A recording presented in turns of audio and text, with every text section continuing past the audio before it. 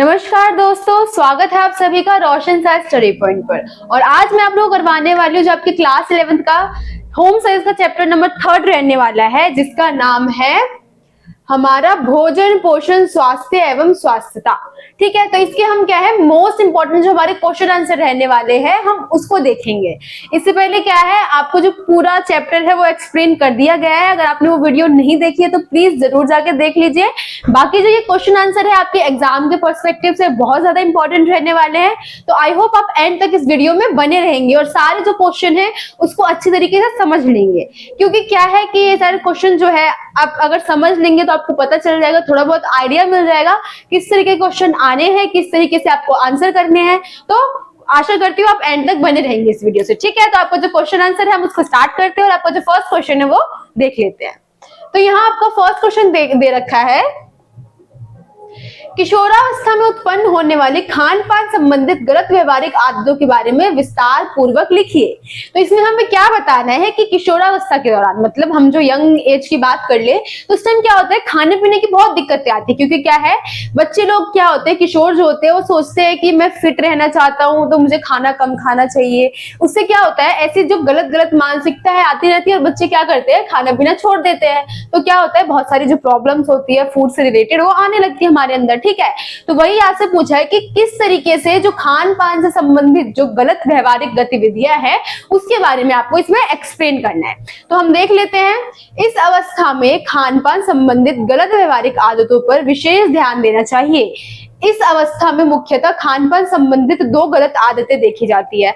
अब यहाँ पे आपको दो गलत आदतों के बारे में बताया, मतलब दो बीमारी है उसके बारे में बताया गया। ठीक है, तो इस तरीके से क्या है, अगर आपसे कोई भी क्वेश्चन पूछा जाए तो आप क्या करें, फर्स्ट दो लाइन इस तरीके से बना दे, काफी अच्छा रहेगा, काफी अट्रैक्टिव बन जाता है क्वेश्चन। अगर आप इस तरीके से लिख देते हैं कि इसका कारण निम्नलिखित है, ऐसी लाइन अगर आप लिख देंगे तो बहुत अच्छा लगता है वो देखने में।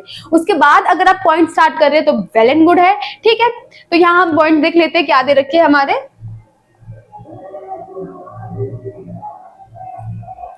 तो फर्स्ट जो हमें बीमारी दे रखी है उसका नाम क्या है, एनोरेक्सिया नर्वोसा। ठीक है, ये हमें प्रॉब्लम दे रखी है कि क्या है, किशोरावस्था के दौरान इस नाम की जो बीमारी है वो काफी देखी जाती है। तो हम देख लेते हैं इसमें क्या है, यह समानता किशोरावस्था आयु में दिखाई पड़ती है।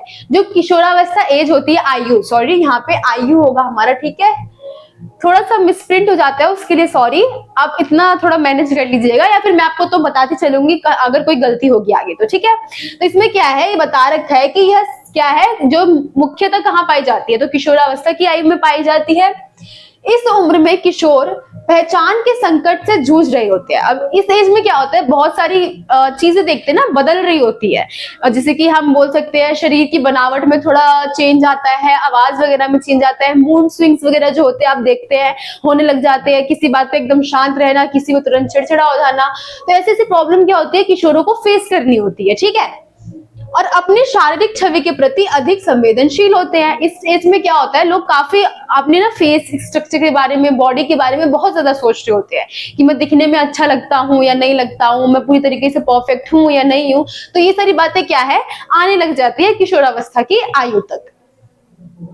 उन्हें यह हमेशा एहसास होता है कि वे मोटे होते जा रहे हैं हर टाइम। मतलब इस बीमारी में हम बता रहे हैं कि क्या होता है, लगता है पतले इंसान को भी यही लगता है, उसके अंदर ये मानसिकता बैठ जाती है क्या है, मैं मोटा होता जा रहा हूं।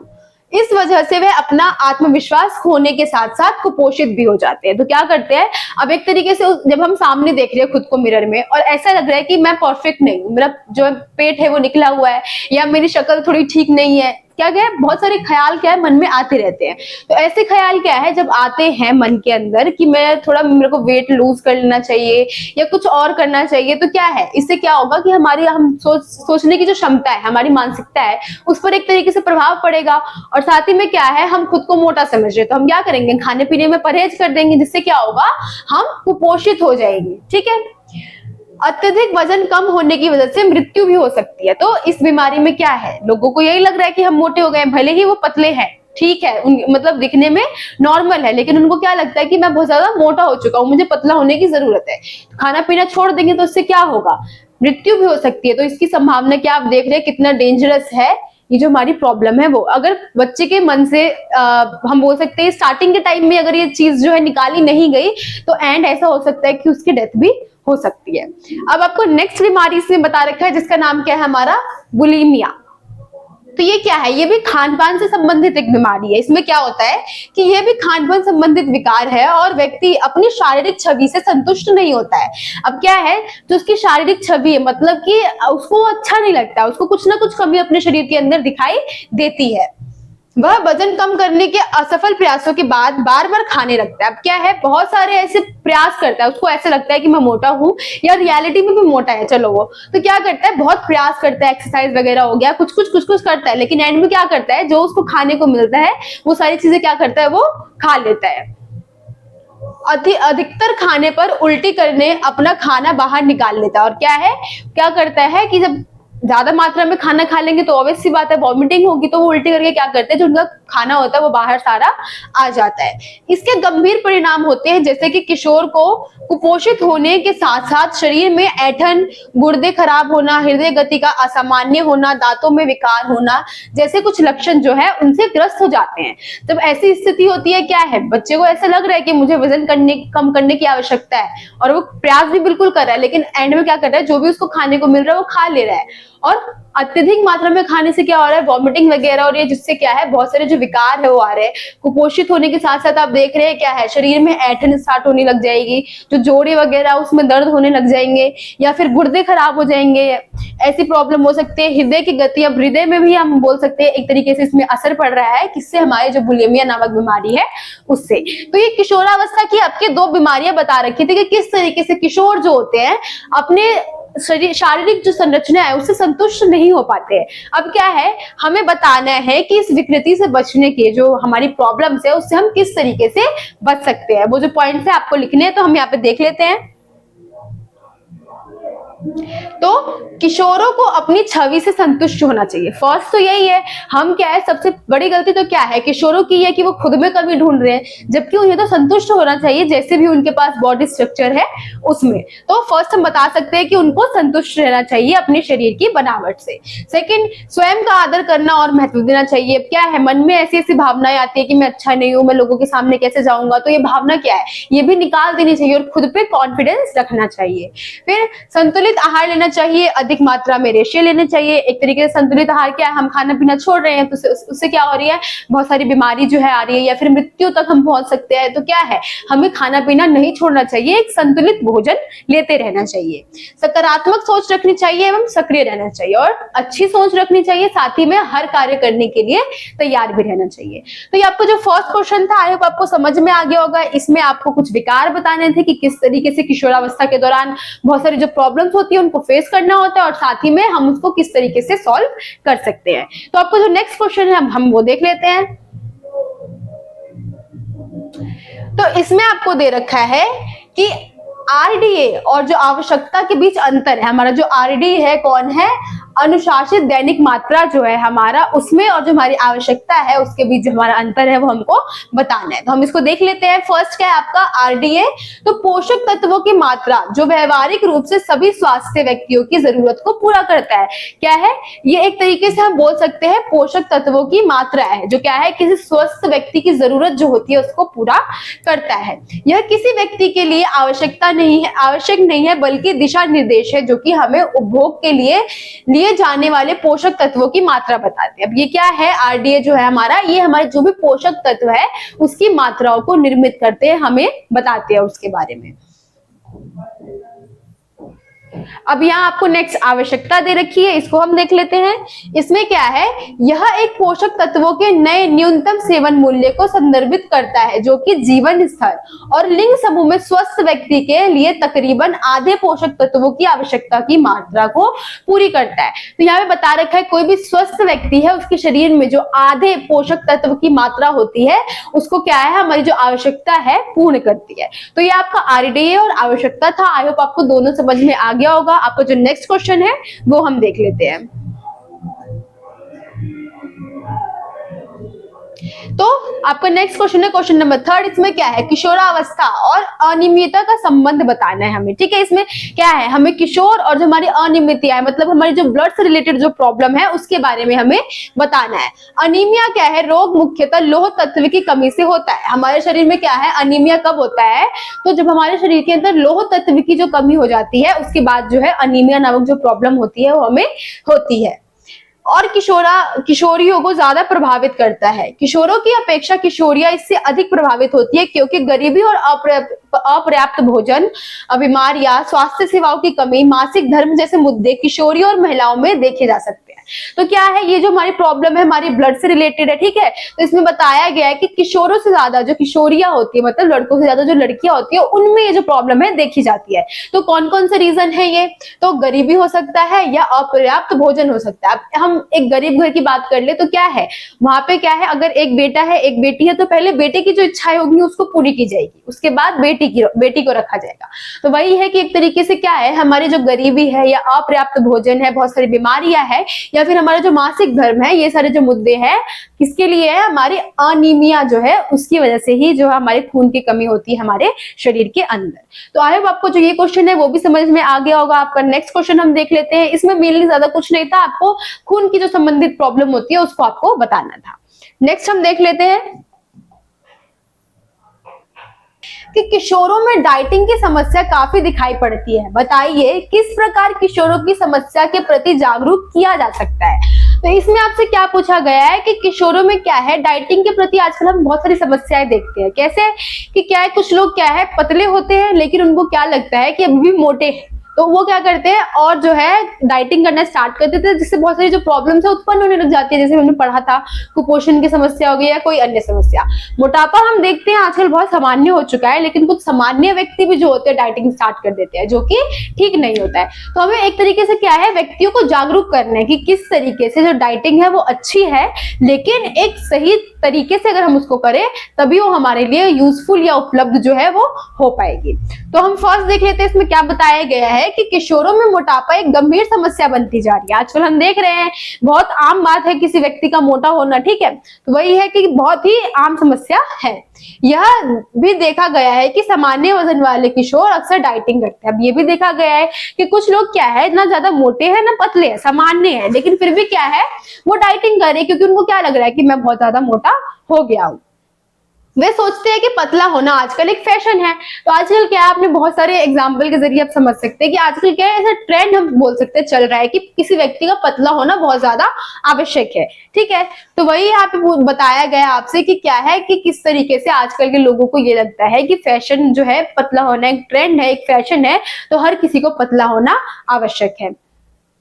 मीडिया से भी किशोरों को शरीर का जो वजन कम करने से संबंधित बहुत जानकारी मिलती है, किंतु डाइटिंग अगर विशेषज्ञों की निगरानी में ना की जाए तो हानिकारक भी हो सकती है। तो यहाँ आपको बताया गया है कि यदि हम क्या है डाइटिंग कर रहे हैं और बहुत सारी जो मीडिया जो हमारी है वो भी एक तरीके से आप देखते हैं बहुत सारे एग्जांपल्स देती है कि शरीर को आप किस तरीके से परफेक्ट रख सकते हो, इस दवाई का सेवन करो, इस दवाई का सेवन करो। तो एक तरीके से जो मीडिया है वो भी बहुत ज्यादा प्रभाव डालती है हमारे ऊपर। तो क्या है कि यहाँ पे बताया गया है कि अगर हम डाइटिंग, जो डाइटिशियन है, विशेषज्ञ है, फूड विशेषज्ञ है, अगर उनकी हम देख रेख में नहीं कर रहे हैं तो डाइटिंग क्या है हमारे लिए बहुत ज्यादा हानिकारक भी हो सकती है।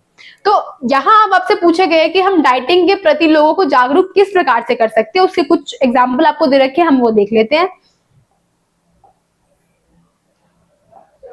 तो क्या है, फर्स्ट डाइट शब्द को हटाकर स्वस्थ खान पान को इस्तेमाल करना चाहिए। अब क्या है, हम यहाँ डाइटिंग शब्द से अब क्या है, लोगों की एक मानसिकता बन चुकी है कि डाइटिंग का मतलब क्या है, एक्सरसाइज वगैरह करनी है, लेकिन क्या है बिल्कुल हल्के फुल्के जो फूड खाना है वो खाना है, फ्रूट्स लेना है कई टाइम पे।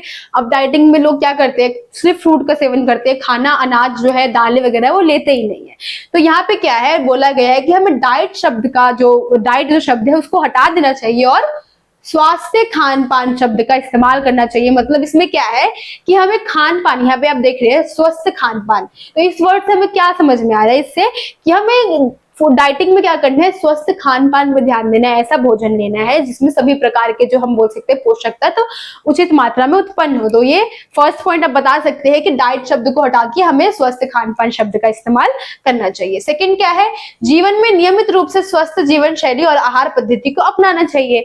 अब क्या है कि हमें जीवन की जो हमारी नियमित जो भी स्वस्थ जीवन शैली है, किस तरीके से हम स्वस्थ रह सकते हैं एक्सरसाइज वगैरह करके, वो सब भी हमें करना चाहिए। साथ ही में जो हमारे फूड है, जो हमारी आहार पद्धति है, उसको भी जो है एक तरीके से महत्व देना चाहिए। खान पान संबंधित अच्छी आदतों को अपनाना चाहिए। कच्चे फल एवं सब्जियां भरपूर मात्रा में उपयोग करनी चाहिए। तो क्या है, यहाँ बता रखा है कि किस तरीके से खान पान से रिलेटेड जो भी अच्छी आदतें हैं, डाइटिंग का मतलब ये नहीं कि आप खाना पीना त्याग दो, ठीक है। डाइटिंग का मतलब ये है कि आपको खाना लेना है लेकिन उचित मात्रा में लेना है और सभी पोषक तत्वों को भी ग्रहण करना है। अब यहाँ नेक्स्ट आपको पॉइंट दे रखा है कि नियमित व्यायाम शरीर को चुस्त रखने के लिए जरूरी है। यहाँ पे नियमित व्यायाम के बारे में बताया है, आप भी देखते होंगे असेंबली वगैरह में आपको मॉर्निंग में एक्सरसाइज करवाते, व्यायाम करवाते, जिसमें आप बिल्कुल इंटरेस्ट नहीं लेते हो, है ना। लेकिन क्या है कि हमारे लिए जो व्यायाम है बहुत ज्यादा आवश्यक है, करना एक्सरसाइज वगैरह बहुत जरूरी है चुस्ती फुर्ती के लिए, तभी हम क्या है कोई भी कार्य अच्छी तरीके से कर पाएंगे मन लगा के, ठीक है। तो आई होप आपको जो ये क्वेश्चन है वो समझ में आ गया होगा। आपका नेक्स्ट क्वेश्चन जो है वो हम देख लेते हैं। क्वेश्चन नंबर 5 दे रखा है कि संतुलित आहार से आप क्या समझते हैं, संतुलित आहार कौन सा आहार होता है और साथ ही में इसकी योजना करते समय किन किन बातों पर ध्यान रखना चाहिए। जब एक संतुलित आहार है हम उसको बना रहे हैं तो संतुलित किस प्रकार से बन रहा है हमें उसमें ये बताना है। तो फर्स्ट हम संतुलित आहार देख लेते हैं। वह आहार जिसमें विभिन्न प्रकार के खाद्य पदार्थ पर्याप्त मात्रा में शामिल हो संतुलित आहार कहलाते हैं। वे सभी पदार्थ जिसमें क्या है कि जो खाद्य पदार्थ है, खाद्य पदार्थ की जो मात्रा है उपयुक्त मात्रा में हो, मतलब पोषक तत्व जो है वो पूर्ण रूप से उसमें उपस्थित हो, वो हमारे क्या कहलाएंगे, हमारे संतुलित आहार कहलाएंगे। इसकी योजना करते समय अब हम निम्न बातों का ध्यान देखेंगे। वो बातें कुछ इस प्रकार से है, क्या है, इसमें विभिन्न प्रकार के खाद्य पदार्थ शामिल होते हैं, सभी प्रकार के, हम बोल सकते हैं अनाज है, दालें हैं, या फिर फ्रूट वगैरह की हम बात कर ले, उपयुक्त मात्रा में हम आयोडीन की बात कर ले, ये सब क्या है इसमें पूर्ण रूप से उपस्थित होते हैं। नेक्स्ट, सभी खाद्य वर्गों का इस्तेमाल किया जाता है। इसमें सभी पोषक तत्व आरडीए के अनुसार होते हैं। हमने ऊपर आरडीए देखा था, तो ये क्या है, एक तरीके से क्या है, हमें मात्रा, जो मात्रा होती है वो बताती है खाने की, हमें कितनी मात्रा में कौन सा जो फूड है वो लेना चाहिए, कौन से पोषक तत्व है जो लेने चाहिए, हमने ऊपर देखा था। तो क्या है, सभी खाद्य वर्गों का इस्तेमाल हमें किस प्रकार से करना चाहिए, तो जो भी आरडीए के अनुसार खाद्य पदार्थ की मात्रा को बनाया गया है उसी हिसाब से हम एक संतुलित आहार में वो सारी चीजें रखते हैं। नेक्स्ट हम पॉइंट देख लेते हैं। इसमें क्या है, सही अनुपात में पोषक तत्व शामिल होते हैं, मतलब सभी पोषक तत्व क्या है एक संतुलित आहार में शामिल होते हैं।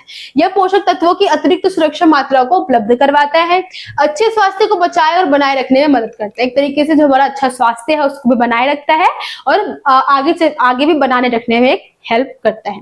नेक्स्ट क्या है, लंबाई के अनुपात में अपेक्षित शारीरिक वजन बनाए रखता है। अब क्या है, हम देखते हैं कोई व्यक्ति है बहुत ज्यादा पतला है और क्या है, और काफी हाइट बहुत ज्यादा है उसकी, कोई व्यक्ति है छोटा है लेकिन काफी वेट ज्यादा है उसका, तो क्या है, हमें खाने के, जब हम खाना ग्रहण कर रहे हैं, भोजन ले रहे हैं, तो हमें उन सब बातों का भी क्या है, संतुलित आहार में इन सब चीजों का भी ध्यान रखा जाता है।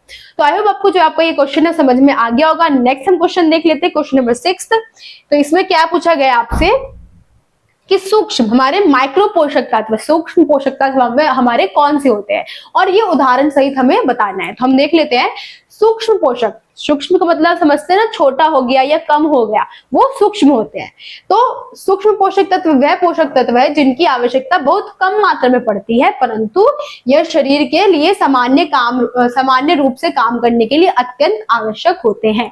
तो सूक्ष्म पोषक तत्व हमारे कौन से होते हैं, जो कि हमें बहुत कम मात्रा में आवश्यकता होती है लेकिन बहुत ज्यादा आवश्यक होते हैं हमारे लिए, हमारे शरीर को सुचारू रूप से काम करने के लिए जो सूक्ष्म पोषक तत्व है उनकी बहुत ज्यादा आवश्यकता होती है।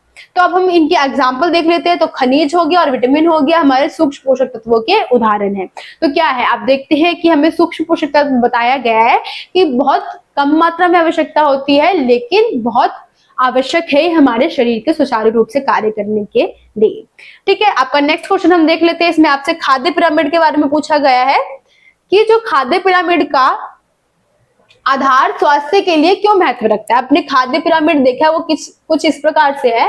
तो ये जो आधार है आपका, जो नींव हम बोल सकते हैं, मेन हम बोल सकते हैं, उसको किस प्रकार से क्यों महत्व है व्यक्ति के स्वास्थ्य के लिए, वो हमें बताना है। तो क्या है, पिरामिड के आधार में अनाज, उसके उत्पादन शामिल है। अब पिरामिड के आधार पे हमने क्या कर रखा है, जो भी हमारे अनाज है उसको हमने शामिल कर रखा है। गेहूं हो गया या अन्य जो अनाज है उन सबको हमने इसमें शामिल कर रखा है, जिनसे क्या होता है, ऊर्जा और प्रोटीन की प्राप्ति होती है। तो जो हमारे अनाज है उनसे हमें क्या होता है, हमें ऊर्जा और प्रोटीन की आवश्यकता होती है, इसलिए हमने उसको कहाँ रखा है, पिरामिड के आधार पर रखा है। इसके ग्रहण से मनुष्य के पोषण का आधार ठोस तथा मजबूत हो जाता है। अब इससे क्या है, इसके पोषण से मनुष्य का जो हम बोल सकते हैं आधार है, पोषण आधार है, वो क्या हो सकता है, मजबूत हो जाता है और ठोस हो जाता है। मतलब पोषक तत्व भी हमें पूर्ण मात्रा से, प्रचुर मात्रा से हमें किससे प्राप्त होती है, हमारे जो भी अनाज है उनसे प्राप्त होती है। विभिन्न कार्यों को करने के लिए भरपूर ऊर्जा की प्राप्ति है वो होती है इससे। तो क्या है, जो हमारा आधार पर रखे हुए फूड है उनसे क्या होता है, हमें जो भी हम कार्य करना चाहते हैं उसके लिए हमें पूर्ण रूप से जो ऊर्जा है वो प्राप्त होती है। नेक्स्ट, भोजन का ठोस एवं मजबूत आधार ही अच्छे स्वास्थ्य की जो मजबूती का नींव है वो रखता है। तो इसमें बताया गया है कि किस तरीके से हमारे ठोस एवं जो मजबूत आहार है वो ही एक तरीके से मानव जीवन के स्वस्थ होने का जो नींव है वो रखता है। तो ये आपके खाद्य पिरामिड के जो भी आधार है उसकी विशेषताओं के बारे में बताया गया था।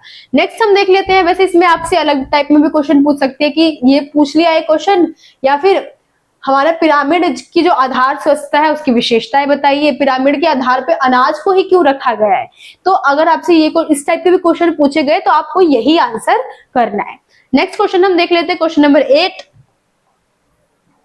तो इसमें क्या है, कोई भी पदार्थ किस स्थिति में भोजन कहलाएगा। तो हमारा जो कोई भी पदार्थ है वो भोजन किस स्थिति में कहलाएगा वो हमें बताना है।